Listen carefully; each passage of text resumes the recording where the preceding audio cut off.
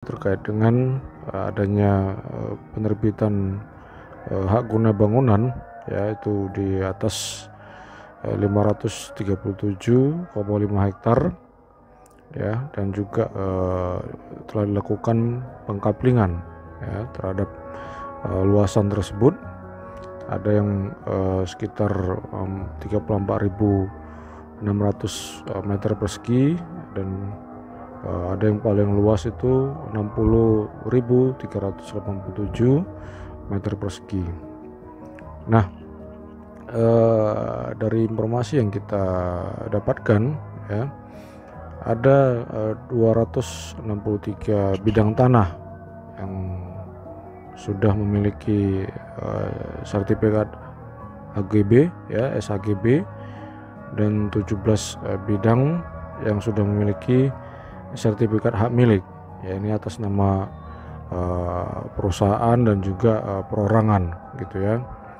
Nah, untuk atas nama perusahaan atau korporasi ya, dari informasi yang kita himpun, ada PT Intan Agung Makmur ya, ini sebanyak 234 bidang, dan juga ada PT Cahaya Inti Sentosa ya dengan kode CISN, ini sebanyak 20 bidang dan 9 bidang untuk SHGB ya, ini atas nama perorangan. Nah, jadi apa hubungannya ya kedua perusahaan tersebut dengan PIK ya, Pantai Indah Kapuk 2 ya, dengan korporasi yang bernama PT PIK 2 Tbk. Nah, yang pertama adalah PT CISN ya, Cahaya Inti Sentosa. Ini merupakan anak usaha ya dari PIK 2 ya, dengan kepemilikan saham itu sebesar 99,33% ya. Nah, selain dari PIK 2 dan juga PT Cahaya Inti Sentosa, nah ada PT Intan Agung Makmur. Nah, kenapa ini disebut-sebut berafiliasi ya dengan Agung Sedayu ya? Yang pertama dilihat dari ada dua ya nama yang terkait dengan entitas Agung Sedayu Group. Yang pertama ada Beli Jalil ya. Beli Jalil ini merupakan perwakilan dari Agung Sedayu Group ya, ini sebagai duduk sebagai direktur ya di PT Intan Agung Makmur. Dan yang kedua adalah Freddy Numberi ya. Freddy Numberi ini mantan Menteri Kelautan dan Perikanan ya, Menteri KKP dulu di masa SBY.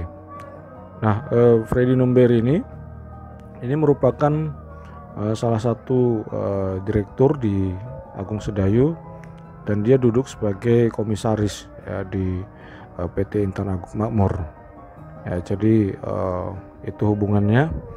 Nah, selain dari entitas perusahaan ya yang memegang sertifikat hak milik dan juga memegang sertifikat hak guna bangunan, nah, perlu juga kita lihat bahwa hasil investigasi ya yang dilakukan oleh Walhi ya, salah satu NGO yang konsen di bidang lingkungan hidup.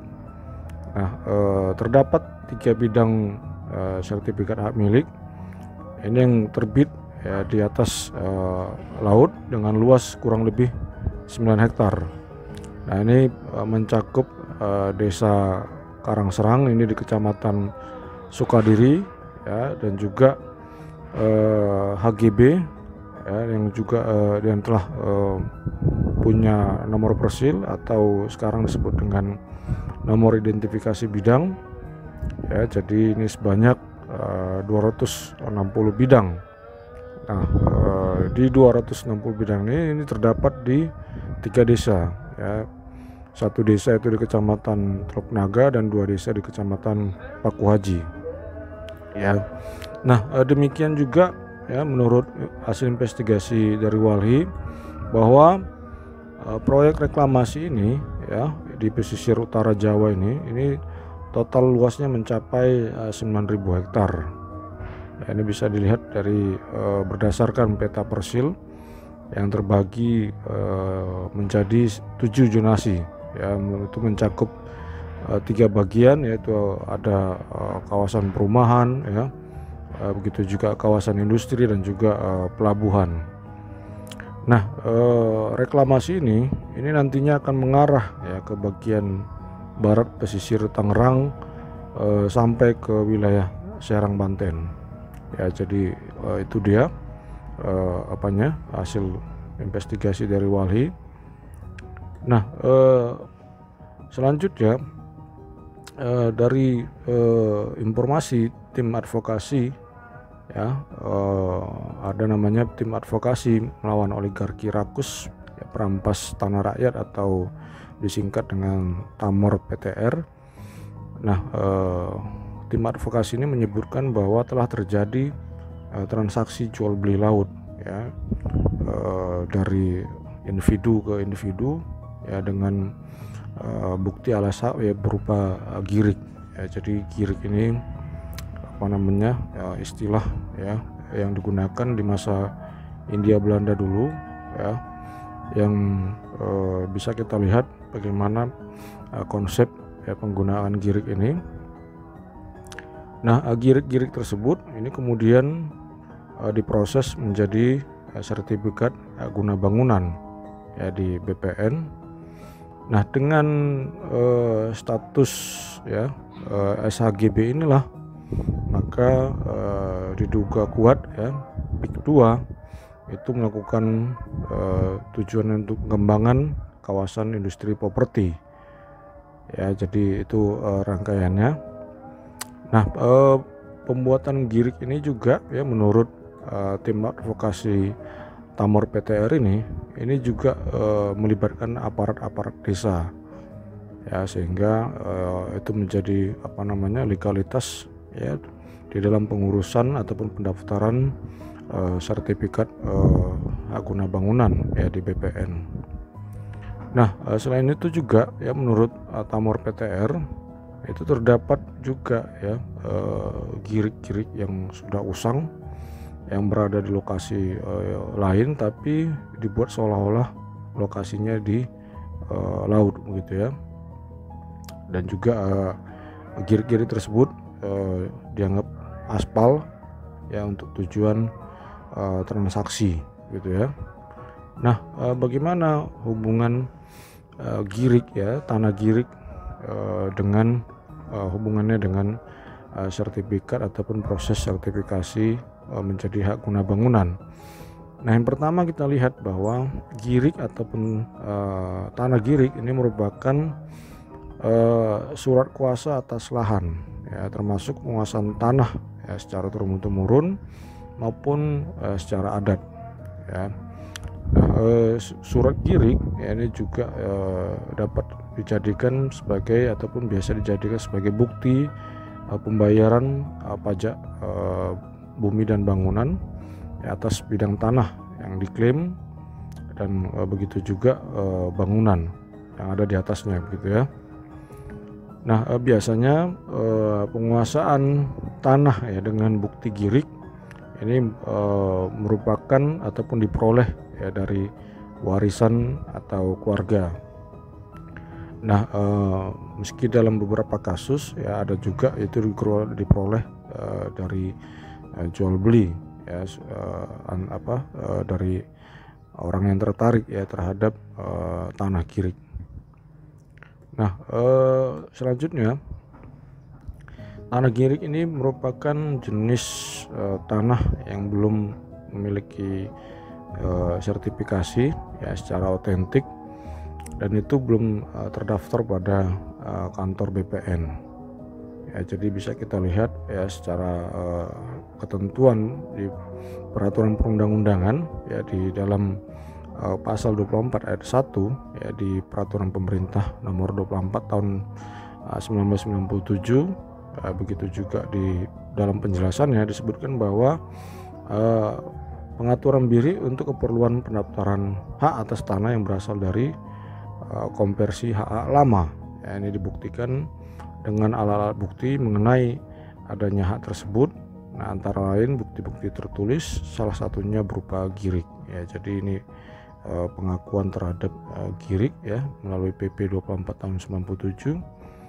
Nah, untuk memperkuat itu bisa kita lihat juga di pasal 60 ayat 2 huruf F, ini di Peraturan Menteri ATR ya, Agraria dan Tata Ruang, yaitu Kepala BPN ya, Peraturan Menteri ini nomor 3 tahun 97 ya, ini disebutkan bahwa GIRIK ya, merupakan alat bukti tertulis ya, untuk pendaftaran hak-hak lama sebagaimana dimaksud pada pasal 24 ayat 1 PP 24 tahun 1997 dinyatakan lengkap apabila dapat ditujukan kepada panitia adjudikasi, yaitu domain-domain antara lain petuk pajak bumi atau lahan rente, GIRIK, Pipil, Ketitir, dan Perponding Indonesia sebelum berlakunya PP nomor 10 tahun 1961 ya. Nah, menurut pasal 96 ayat 1 ya, ini PP yang terbaru yaitu PP 18 tahun 2021 jungto pasal 76A Permen ATR nomor 16 tahun 2021 bahwa alat bukti tertulis ya tanah bekas milik adat yang dimiliki perseorangan salah satunya berupa GIRIK ya, yang dinyatakan tidak berlaku setelah 5 tahun sejak PP 18 2021 berlaku. Jadi tahun 2026 nanti ya status GIRIK itu tidak berlaku lagi gitu ya. Karena apa? Karena di ketentuan dalam pasal 96 ayat 1 ini ditegaskan bahwa GIRIK ataupun surat GIRIK itu tidak diakui sebagai alat bukti tertulis ya tanah bekas milik adat. Nah, sehingga saat sekarang ini sebelum tahun 2021 sebelum tahun 2026 ya, maka perlu dilakukan pengurusan terhadap tanah-tanah yang masih berstatus GIRIK begitu ya. Nah, selain GIRIK itu ada jenis-jenis tanah yang lain ya yang belum bersertifikat, yaitu ada Ketitir, Petokde, Rincik ya, Perponding Indonesia, dan begitu juga ada tanah bekas ataupun di masa Hindia Belanda dulu, yaitu seperti Eigendom, ya, Vervonding, Erpach, ya, Opstal, dan juga Vroeggebrug ya. Jadi itu berbagai macam jenis-jenis ataupun status ya lahan sebelum Indonesia merdeka. Nah, lantas apa yang dimaksud dengan hak guna bangunan ya? Jadi ini perlu kita ketahui konstruksi hukum dari HGB ya, supaya masyarakat awam memiliki informasi terkait dengan HGB. Nah, di pasal 35 ayat 1 ya di Undang-Undang Pokok Agraria ya Undang-Undang 5 tahun 60 disebutkan bahwa HGB adalah hak untuk mendirikan dan mempunyai bangunan-bangunan atas tanah yang bukan miliknya sendiri ya dengan jangka waktu paling lama 30 tahun. Jadi HGB ini merupakan hak ya bagi siapa saja ya untuk mendirikan dan mempunyai bangunan-bangunan atas tanah yang bukan miliknya sendiri ya, yang diberi jangka waktu itu paling lama 30 tahun. Nah, sesuai dengan ketentuan ya di pasal 21 ini di PP nomor 40 tahun 96 tentang HGU ya, hak guna usaha, hak guna bangunan, dan juga hak atas tanah. Ini jungto pasal 36 PP ya Peraturan Pemerintah nomor 18 tahun 2021 tentang hak pengelolaan, hak atas tanah, satuan rumah susun, dan pendaftaran tanah. Ini menentukan bahwa terdapat 3 ya status HGB ya, status tanah yang dapat diberikan hak guna bangunan. Yang pertama adalah tanah negara ya, yang kedua adalah tanah hak pengelolaan, yang ketiga adalah tanah hak milik ya. Jadi ada 3 jenis itu yang dapat diberikan HGB ya. Pertama adalah tanah negara, yang kedua tanah hak pengelolaan, yang ketiga adalah tanah hak milik. Nah, lantas bagaimana hubungan HGB dengan hak pengelolaan ya jika kita lihat dari ketentuan peraturan perundang-undangan dan hubungan dengan adanya lokasi-lokasi yang sudah memiliki sertifikat HGB ya di wilayah pesisir Tangerang ini. Nah, sebelum kita masuk ke wilayah itu, yang pertama adalah bagaimana jangka waktu dari pemberian HGB ini. Nah, menurut pasal 37 ayat 1 ini di PP nomor 18 tahun 2021 disebutkan bahwa HGB di atas tanah negara dan tanah hak pengelolaan ya di dua kategori itu ya, di tanah negara dan di tanah hak pengelolaan ini diberikan jangka waktu paling lama 30 tahun.